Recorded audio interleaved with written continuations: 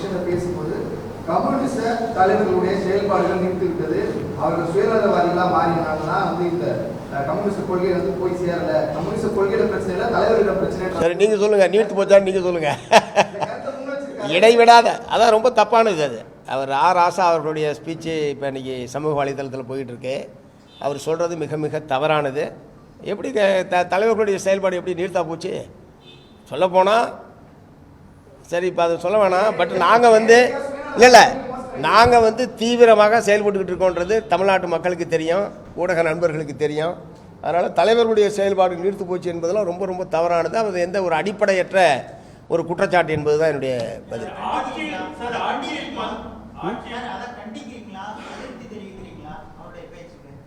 அதான் அடிப்படையற்றது. அவர் முழுசாக அவருடைய ஸ்பீச்சை கேட்கணும். இது இந்த போர்ஷன் மட்டும் தான் போயிட்டு இருக்கு. தொடர்ச்சியாக அவர் ஆரம்பத்துலேருந்து என்ன பேசுனாரு தெரியல.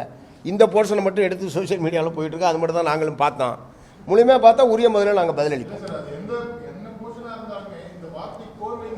அது தவறானது, அடிப்படையற்றது.